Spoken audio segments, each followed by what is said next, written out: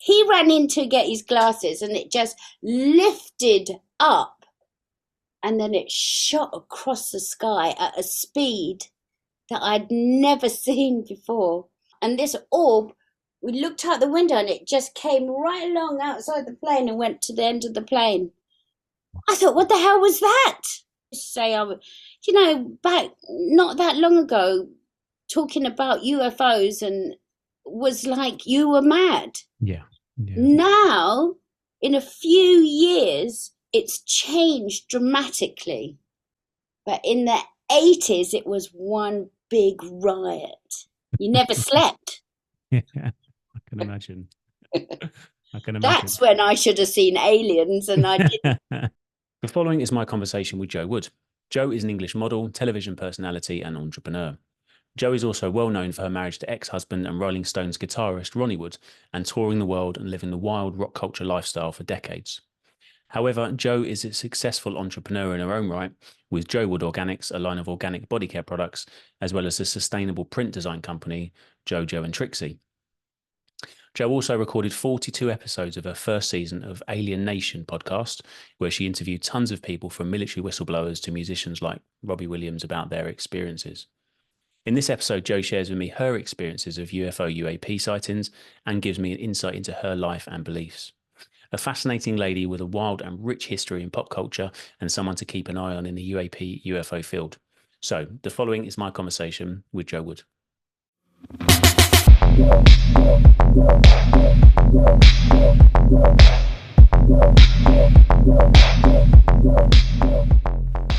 Jo, thanks so much for joining me. I really, really appreciate your time. Firstly, I'm really, really keen to know and sort of jump straight in. Where did your interest first start with the UFO UAP subject? Well, when me and my brother were kids, we used to always be talking about what's out there, and we'd say, "There's got to be something out there. We can't." And that's when we were kids. We can't be the only ones. And then my dad was reading the Sunday Times supplement, and I must have been about 12, and there was a whole story about, was God an astronaut? And it was taken from that book. Gosh, what's his name? Chariots of the Gods? No. Anyway, it was serialized, this book, and it was talking about what was God an astronaut. And then my dad started talking about it with us and saying, they must have come down, because my dad really sort of believed in that, and my mum was a Catholic, so they always were bickering. Yeah. So he started saying things like, the halo and the Immaculate Conception, and it was just fascinating. I just thought, yeah, there must be something else. Me and my brother. Anyway, years later, I always would think about things like that. And years later, I was with my ex-husband, and we were in Brazil in a place called Recife. And I was packing, we were going the next day, and the kids were like in their teens. And he starts shouting, it was 11 o'clock at night, he starts shouting, "Jo, come and see this, there's something weird outside."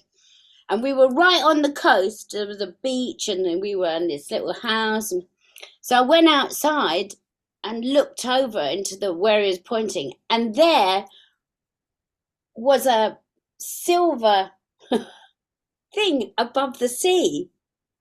I thought, what the hell's that? He ran in to get his glasses and it just lifted up and then it shot across the sky at a speed that I'd never seen before.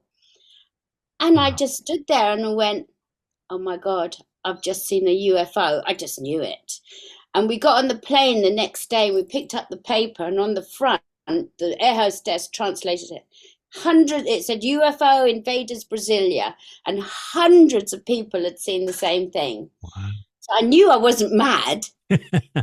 Wow. But it was amazing. And then after that, I would only ever sit at the window of an aeroplane because I have to see if I can see any. Then I saw another one In fact, we were on tour and my son was sitting behind me in the row behind me on a plane, and we were flying over South America again. And Ty said, Mum, what's that out there? And I looked out the window and there was this green orb. We were 34,000 feet up, and he was young. He wasn't making anything up. And this orb, we looked out the window and it just came right along outside the plane and went to the end of the plane. I thought, what the hell was that? Me and Ty were the only ones that saw it. Wow. And it was just amazing. So all those things started, going on, and I'd always talk about it to people. People used to say, back not that long ago, talking about UFOs and was like you were mad. Yeah. Now, in a few years, it's changed dramatically. What do you make of that? It fascinates me that, because we did have, and it's probably only the last 3 or 4 years that I remember, where this subject has gone from just a silly subject that, these people are kind of strange kooks or whatever, to actually we're talking about this really seriously. And, the White House is talking about it, Congress is talking about it, national kind of newspapers are talking about it. What do you make of that? I mean, do you get any kind of sense of why that is? Why is it all of a sudden it's just sort of changed? Well, before I used to think they weren't talking about it because it would put the world into uproar. The religion would be out the window and stuff like that. But now I'm not sure if they're doing that to create fear. Yeah. Because they have the technology now. They've been doing what do they call it, reverse engineering for years and years and years. So they have the Americans, or maybe Russia, I don't know, they have such advanced technology that we don't even know about, because they've been doing reverse engineering on crafts that have come down here for a long time. So I don't know if it's all about control, isn't it? If they're doing this to put us in fear. I don't believe aliens would want to disturb us. Yeah. Unless, of course, the reptilians are out to really get us. I don't know. But then they could be shapeshifters. I love the whole thing. I think we don't know anything, really. No. It kind of comes on to my next question, really. And I know it is very speculative. Lots of people have a different opinion on it, and very strong opinions for some people in different kind of areas of the UFO world and ufology. Have you kind of narrowed down your opinion as to what they are, what they represent? I mean, some people suggest extraterrestrial, some people say interdimensional or intra-dimensional, and all kinds of time travel and different kind of theories. I'd noticed that quite recently, the American politicians, I think Congresswoman Anna Paulina Luna sort of suggested that she'd had information from one of the whistleblowers that this was kind of pointing more towards interdimensional. But potentially everything and anything, could be. The universe is so vast. Have you kind of got an opinion on what you think it is? I think the universe is so vast that I think there's all sorts out there. I think interdimensional, I think reptilians, I think the little greys, I think the ones that walk amongst us are the ones that look like us. And I just don't know. I would love to meet a good one. I would love to see another UFO, a really good, clear one, because I will know about it then much more. But I don't know. I think there's many, many different beings, races. What do you call them? Races?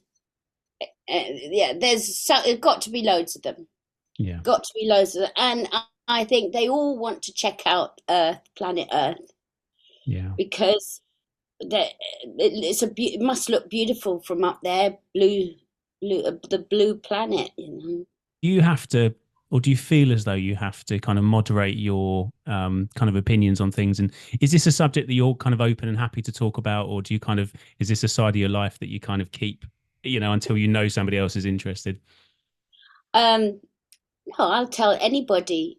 And if anybody says to me, "Oh, don't be so stupid, Joe," I say, "How small-minded are you to not really think that there's so much out there?" You've got to be really small-minded to think we are the only ones. I can't get my head around that.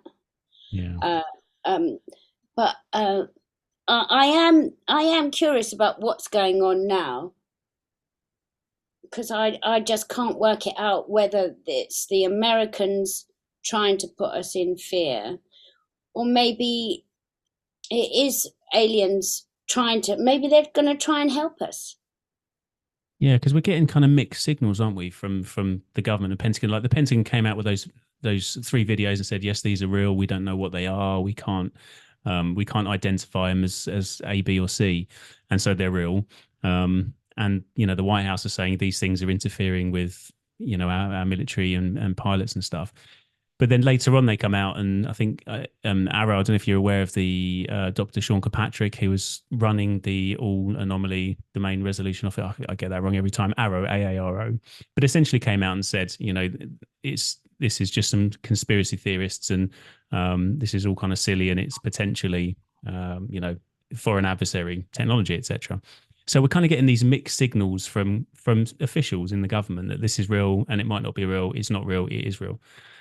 Do you, with that said, what it's a bit of a, it's almost like they're playing a game with us. That's how I I feel think anyway. I think they're playing a game with us. Um, if aliens, that they would be, if they can fly through space, they would be so far advanced. They can hide in the, they can make their crafts disappear. They can do everything. They could wipe us out in a flash. They Yeah. could just wipe us out. I don't think they want to do that to us. I think we're quite primitive to them, so they might be quite curious about us. So maybe the governments are playing with us a bit. Um, but I'm pretty sure we've got aliens here that come and go just like that. I mean, you can look. I went to Egypt last year, and I was just fascinated about how they built everything. It was so wonderful. And we were in God, my brain's gone. Uh, we were in one of the temples, and right at the very top, I can't remember what it was called now. And right at the very top, there's engravings of what looks like a helicopter, Yeah. a spaceship, and something else. And I thought, we know nothing. We know nothing.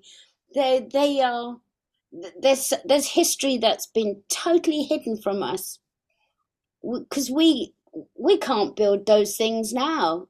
They must have had help. They Yeah. must have had this thing where they could lift stones up by vibrations, and I mean, we just know nothing. Yeah, it's amazing stuff. I remember seeing the carvings of the it looked like a fighter, almost like a fighter helicopter, Yeah, and also something sort of traditional spaceship shape. It's just yeah. thousands and thousands of years ago. It's You pretty think, compelling. my God, no wonder there's loads of those things scratched out on the walls. That was done on purpose, Yeah. so we can't see. Do you do you think that we're going to get disclosure then, with kind of that in mind, and the fact that this has been going on for potentially hundreds thousands of years, but certainly that we're aware of since 75 odd years ago. Do you think we're going to see it in our lifetime? Oh, A formal. I hope I see it in my lifetime. I really, really do. I did a podcast actually called Alien Nation, and I interviewed lots of people about how they feel about, and abductees. Uh, and Dan Aykroyd was really great, and he said he thinks that we're going to have. I'm sure they've got to disclose something soon. Yeah. I'm sure they have to. Uh, but will people be too afraid? Well, it wouldn't freak me out, I'd be fascinated. I'd invite them in for tea, but but people will be so scared. They will. Yeah. I think you have to be a certain type of person to understand that we are so tiny in the scheme of things, and of course there are others, and we would accept them. But the government's got to tell us the truth of what's going on. But there again, you just don't know. Yeah. They don't. Since when has a government ever told the truth? Well, this is the thing. I think with the legislation that's coming out, the emphasis is on them disclosing information if they have it. Now we know that if this is a secretive thing that's being kept for all of this time, then just a piece of legislation isn't necessarily going to motivate them to kind of come out and give us all the information, because they've been suppressing it for long enough. But even just a slight, we don't necessarily need, look, this is how it's made. This is this technology that we don't want other people to get hold of. I kind of get that. But just yes, this is real. Yes, it's We're ET, not or alone. yeah, we're Yeah, not alone. yeah, Yeah, yeah. absolutely. I would like them to say, yeah, we're not alone. Well, I know we're not alone. When I saw that craft in Brazil, I was so happy to see it, and I really knew then we're definitely not alone. Yeah. It was great to see. That was kind of one of my questions, really, was that when you've had an experience, and I know that, I knew prior to speaking to you today that you had, I've seen you on TV talking about it before, and, very open about it. But is there a part of you that feels like you kind of need that sort of validation? Because there must have been over the years that people that kind of looked at you when you told that story and thought, oh, really? But to have that kind of official, yes, they are real, and yes, they are here, kind of that validation. Is there a part of you that feels like you kind of need Yeah, that? there's so many people I'd go to and say, I told you I was right. I told you. My son is one of them. He goes, he always takes a mickey out of me, saying, yeah, all right, mum. Yeah. And I would love to be able to say, I told you I was right.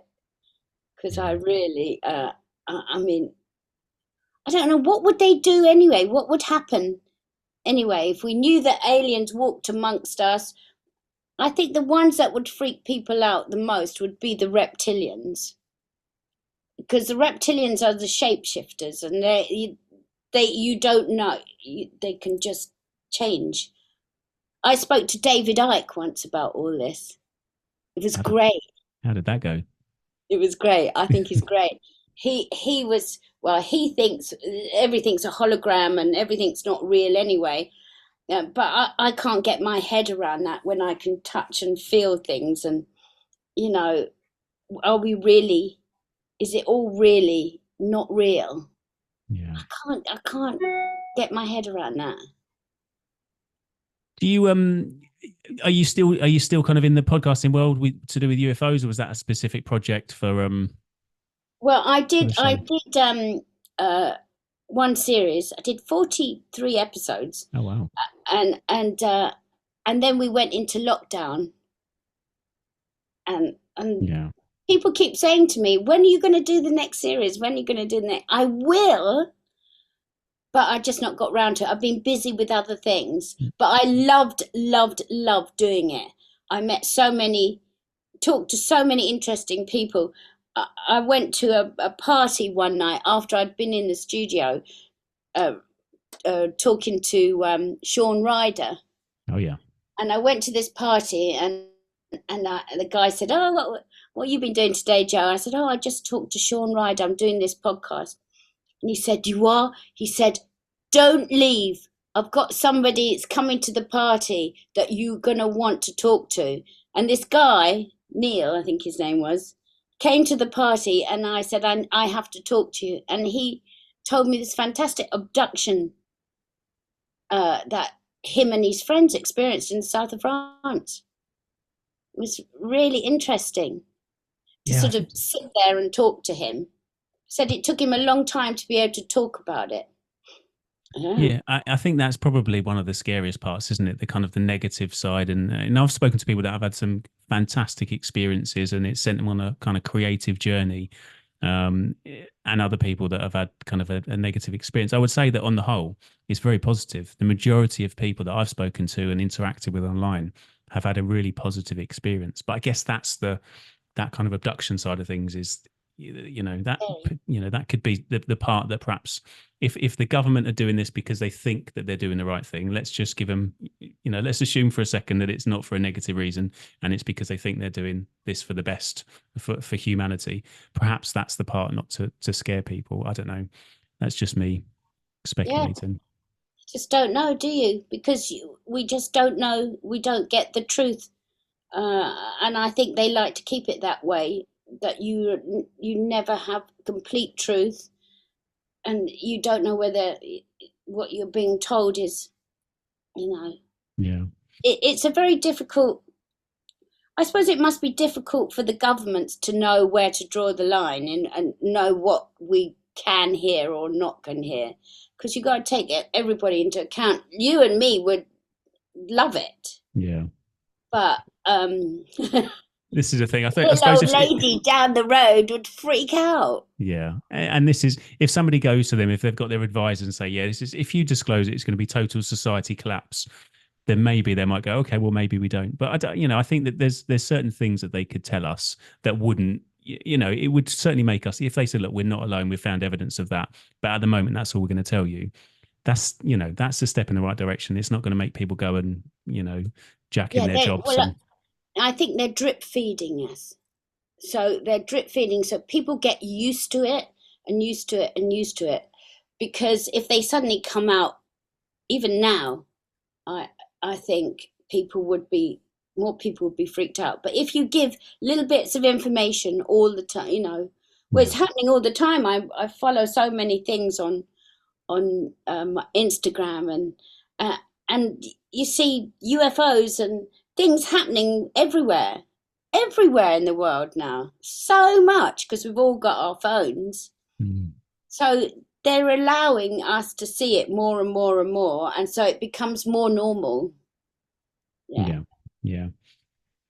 Jo, I'm conscious of your time. I'd kick myself if I didn't ask. What, if you don't mind, what was it like, kind of touring with the Stones for 30 odd years and going around the world and kind of being in the center of kind of rock and roll and center of rock and roll history? I mean, I'm fascinated by music just as much as ufology. Yeah, one big party. Yeah, it was good fun. It was exhausting, but I think the music is like medicine especially for the boys. They thrive on the adrenaline. I mean, even I would stand there and think, yeah, look at the crowd going crazy. And you travel around, you become one big family, and everybody knows each other, and you all look after each other, and you're friends for life, But it was mad. It was a mad time. It was madder at the beginning, and then as the years went on into the 90s, it became more controlled and more professional. But in the 80s, it was one big riot. You never slept. Yeah, I can imagine. That's when I should have seen aliens, and I didn't.